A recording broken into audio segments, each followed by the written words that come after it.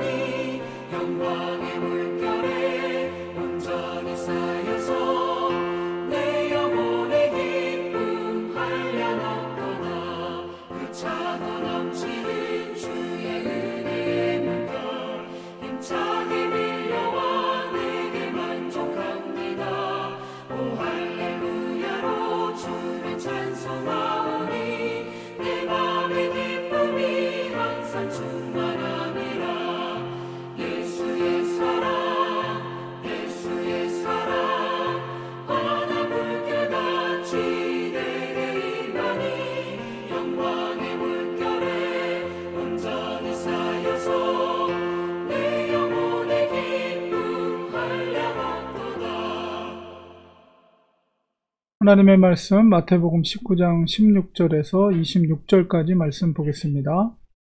어떤 사람이 주께 와서 이르되 선생님이여 내가 무슨 선한 일을 하여야 영생을 얻으리까? 예수께서 이르시되 어찌하여 선한 일을 내게 묻느냐? 선한 이는 오직 한 분이시니라. 내가 생명에 들어가려면 계명들을 지키라. 이르되 어느 계명이오니까? 예수께서 이르시되 살인하지 말라, 간음하지 말라, 도둑질하지 말라, 거짓 증언하지 말라, 내 부모를 공경하라, 내 이웃을 내 자신과 같이 사랑하라 하신 것이니라. 그 청년이 이르되 이 모든 것을 내가 지키었사온데 아직도 무엇이 부족하니까? 예수께서 이르시되 내가 온전하고자 할진대 가서 내 소유를 팔아 가난한 자들에게 주라. 그리하면 하늘에서 보화가 내게 있으리라. 그리고 와서 나를 따르라 하시니 그 청년이 재물이 많음으로 이 말씀을 듣고 근심하며 가니라. 예수께서 제자들에게 이르시되 내가 진실로 너에게 이르노니 부자는 천국에 들어가기가 어려우니라. 다시 너희에게 말하노니 낙타가 바늘귀로 들어가는 것이 부자가 하나님 나라에 들어가는 것보다 쉬우니라 하신대. 제자들이 듣고 몹시 놀라 이르되 그렇다면 누가 구원을 얻을 수 있으리이까? 예수께서 그들을 보시며 이르시되 사람으로는 할 수 없으나 하나님으로서는 다 하실 수 있느니라. 예, 오늘은 사순절 20번째 되는 날입니다. 오늘 마태복음 19장 말씀을 통해서 부자 청년의 구원의 길이 무엇인가 라는 주제로 말씀을 나누려고 합니다. 오늘 말씀 속에 등장하는 이 부자 청년은 나이가 비교적 젊은 사람이었습니다. 그런데도 재산이 많은 부자였다는 것은 굉장히 스마트하고 또 관료로서 관직이 있었던 사람으로 우리가 짐작을 할 수가 있습니다. 굉장히 스마트하고 부자이고 또 그런 교양이 있고 그런 사람이라는 것을 우리 느낄 수 있는데요. 바로 예수님을 이 청년이 찾아와서 주님께 묻는 것은 바로 어떻게 선한 일을, 무슨 선한 일을 해야 영생을 얻겠습니까? 이렇게 질문합니다. 그런데 이 질문을 우리가 곰곰이 생각해 보면 그의 중심 속에 구원의 길의 조건으로 그는 어떤 선한 일을 해야지 영생을 얻을 수 있다라는 그런 생각이 그 머릿속에 있는 것을 그의 질문을 통해서 우리가 느낄 수 있습니다. 그 질문을 받은 예수님께서 선한 이는 오직 한 분이다. 바로 하나님이시죠. 하나님을 이야기하면서 그에게 답변하는 것은 생명에 들어가려면, 생명에 들어간다는 것은 영생을 얻는 것이고 그것은 곧 천국에 들어가는 것입니다. 그 길을 먼저 예수님께서는 계명을 지킬 것을 그에게 요구하시죠. 모세로부터 받은 계명, 십계명을 계속 말씀하고 있는데 이 모든 것을 너희가 지키라. 그것은 뭐냐면 하나님의 말씀에 순종하라는 것이죠. 그때 그 청년이 기다렸다는 듯이 20절에 보니까 내가 이 모든 것을 모세 율법을 내가 지키었사온데 무엇이 더 부족하겠습니까? 굉장히 자신 있는 그런 태도와 어조로 예수님께 대답과 함께 질문을 던집니다. 예수님께서는 부자 청년의 그 중심을 보시고 한마디 하시죠. 그게 뭡니까? 내 소유를 팔아서 가난한 자들에게 주라. 그리고 와서 나를 따르라. 이렇게 말해요. 마태가 말하는 제자도에 대해서 제가 주일날에도 설교를 했던 것처럼 바로 예수님을 아는 것이 아니라 바로 예수님을 따르는 자가 제자라고 그랬죠. 그래서 예수님께서 뭐라는 거예요? 나를 따르라. 근데 전행해야 될 조건이 뭐냐?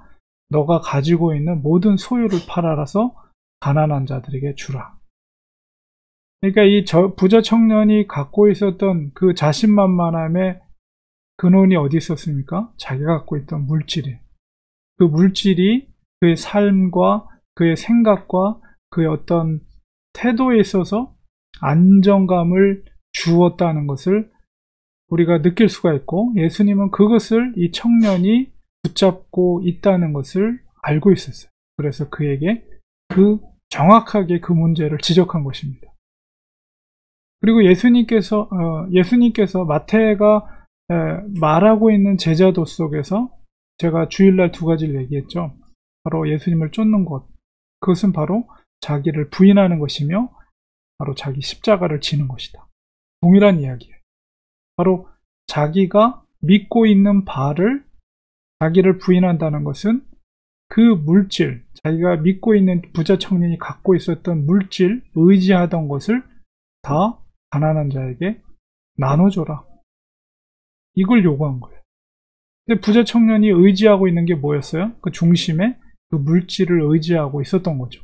근데 그것을 의지하고 있는 것을 다 포기하라는 거예요. 그것이 바로 자기를 부인하는 일인데 바로 이 부자 청년은 거기서부터 털컥 걸린 거예요.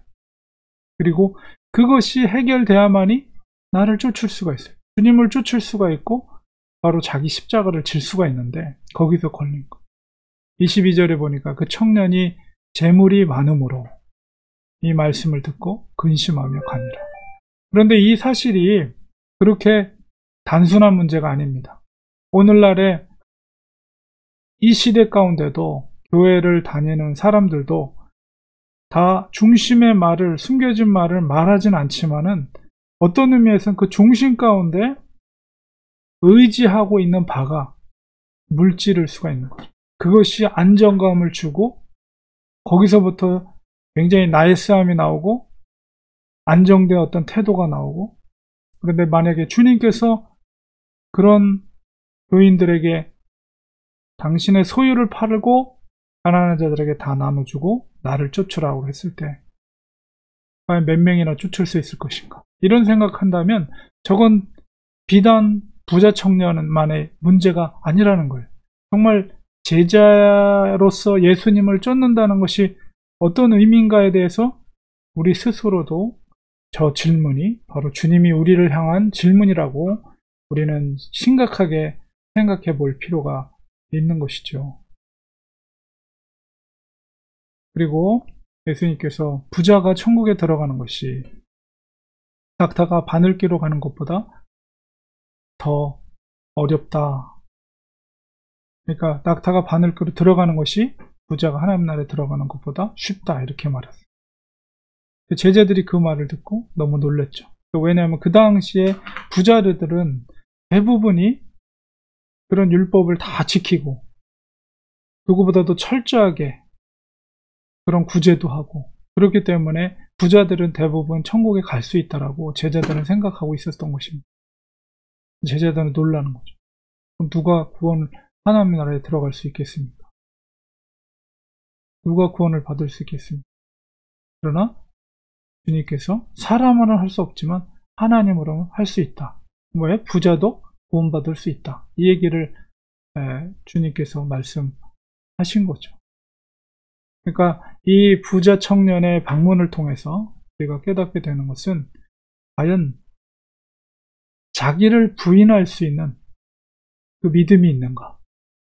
내가 의지하고 있는 바를, 이 세상에서 내가 의지하는 바를 주님의 뜻을 위해서 내려놓고 나의 십자가를 지고 예수님을 쫓을 수 있는가?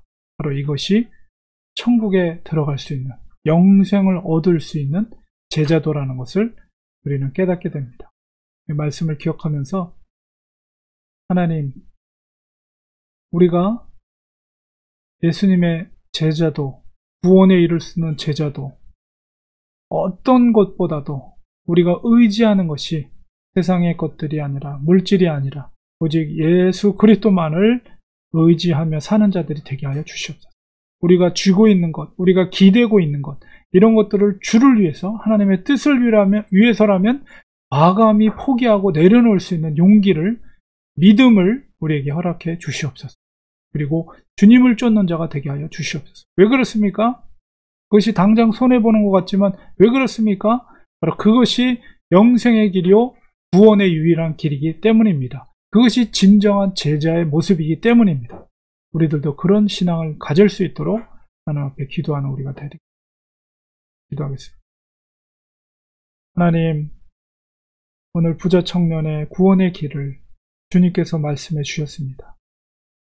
우리 중심에 이 땅을 살아가면서 우리가 의지하고 있는 바가, 우리가 남들한테는 이야기하지 않지만 혹시라도 물질, 자녀, 아니면 우리가 갖고 있는 자리, 어떤 힘, 권력, 이런 것들이 아닌지, 이 말씀 속에 우리 자신을 돌아보며 주님께서 만약 우리에게 그런 것들을 요구하신다면 정말 우리가 믿음으로 내려놓고 주를 쫓을 수 있는 그런 제자들인지 우리 스스로를 말씀 속에 비춰보면서 그것을 내려놓을 수 있는 믿음의 사람들 되게 하여 주시옵소서.